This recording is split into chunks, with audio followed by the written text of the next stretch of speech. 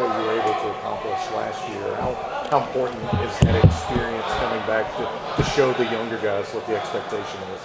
It's huge. I feel like I've coached one full year at Notre Dame, to be honest. I know it's two, but it feels like one long one.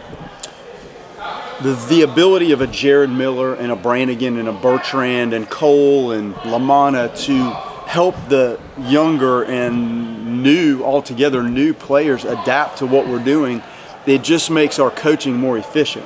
So that's big. And the confidence of the returning guys after what they were able to do last year and how close we felt like we were, there's a lot to be said for that too. So they walk out, like you saw today, with a little more understanding of what we're doing and where we hope what we're doing can take us.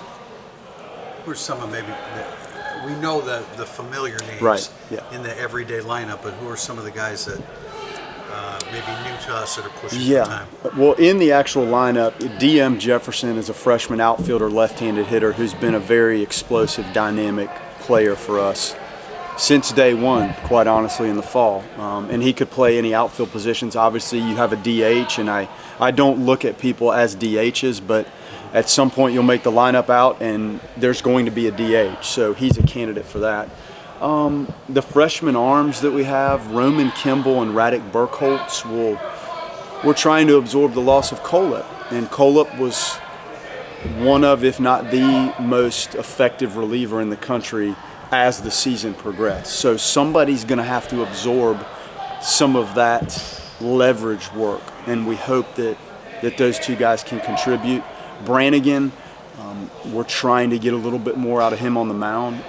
The stuff is clearly there. It's the repeatability of the stuff and giving him a chance to have efficient innings, and so that's where we're trying to go. He's not new, but we need his inning total to be more than it has, so it needs to have a new look when he's on the mound. Do you have any concern, I think I already know the answer to this, but any concern about the mindset coming off the season that you had last year with a veteran team coming back?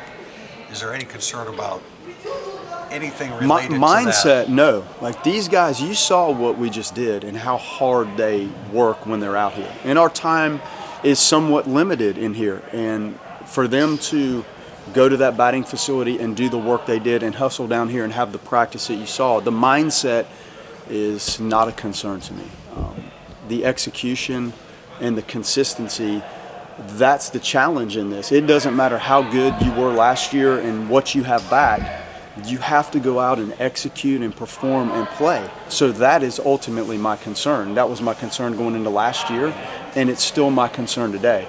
These are special kids, and I don't worry about them feeling invincible or looking beyond the first game of the year when we play Manhattan. That's something with these kids is very unique, their focus and dedication and what they're doing.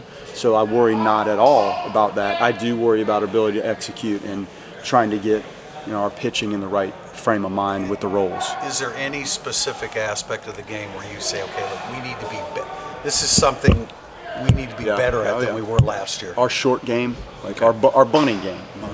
There's times I would like to use it, and I don't feel like it's a weapon. I feel like it's something they understand. I don't feel like we've gotten to the point where we really weaponize it. How do you do that? Well, it takes repetition, and it takes a little bit of game opportunity to do it. So picking the moments when you want to force it a little bit and let somebody figure it out is a tough coaching piece, because if you don't feel confident in the ability to execute it and you're handing away an out, or if somebody fouls something off and pops the ball up, that's a tough pill to swallow. So trying to rep it in practice like we did today before we got down to the indoor facility, that's the way you try to get over it. And then confidence and just pure handling of the bat, you would hope that when we come down here and we do it, or in a game against another team, it's a little bit better.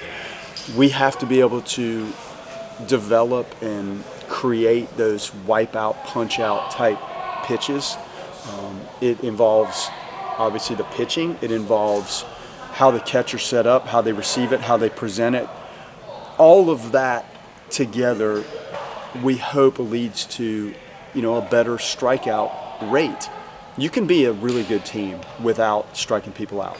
But at the end of the day, when the ball is in play, there's a chance something happens. So having the weapons that can, talent-wise, beat people in the Atlantic Coast Conference and beyond, and you saw it last year, that strikeout is a weapon that we need to develop, and some of that's, the recruitment of arms that, have the velocity and the breaking pitches that can get it. So I would say right now the short game offensively and just continuing to appreciate and figure out ways to strike people out. How nice is it to have a full schedule? I mean, a schedule mapped out. Yeah, it's great. What we went through the last 2 years with these guys was really, for any of us, you included, an unthinkable scenario.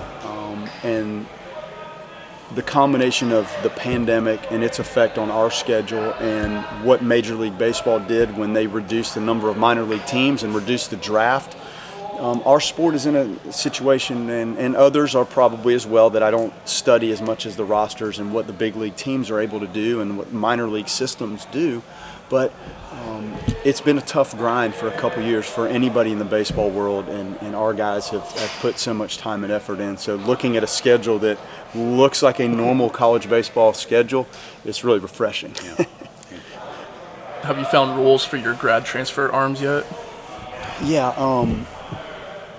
Austin Temple looks like he's emerging as a starter, and I should have mentioned those guys. I don't feel like they're young guys or even new to me. They're the grad guys. Seem like they just fit right in. But Austin Temple's battling to start. Ryan McClinsky, he could go any which way. Like, he could start and has started. He also could be a leverage guy out of the bullpen. And Matt Lazaro is another good lefty. You like the mix of what we have with lefties and righties. We've seen him really improve. So to say we've solidified roles, if we played this weekend, Temple would probably be our Sunday starter. But we've got one more full weekend of scrimmaging, and we'll see where we feel we land after this weekend. And from that point, you have to go with what you think's right for weekend one. But those guys, they've been impressive in their maturity. When you've had 4 years of this already, they walk in with a little better understanding of the college game overall and maybe their own capabilities and their own work habits. You lost the ultimate power bat in Kavadas. Yeah. Are you concerned about making up that ground that you lost? I'm very concerned. That guy drove in 60-something runs, and what did we play, 50 games? That's a lot. I mean, that's in the big leagues, driving in 180 runs. Yeah. He hit 22 home runs.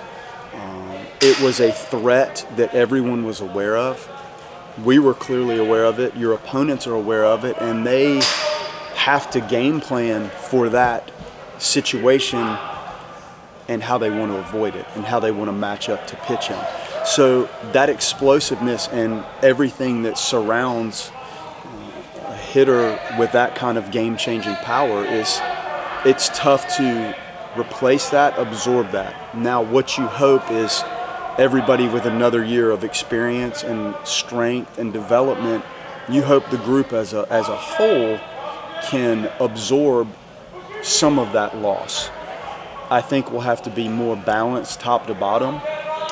You're managing a player that both sides of the field, their dugout and our dugout, I was trying to make sure Kavadas got to the plate with an opportunity to have a good at-bat without being intentionally walked or pitched around, and your opponent is almost trying to set themselves up to create that scenario. So that cat and mouse is unique, and there aren't many hitters in the game that you game plan for and against. So there were times last year when I may have thought Miller could steal second base, but was that the right thing to do if that opened up a spot with 2 outs where you walk Kavadas? So it's definitely interesting. My hope is that maybe being a little more balanced and a little more active throughout the course of the game helps absorb some of the pure production that he created by himself. You added a lot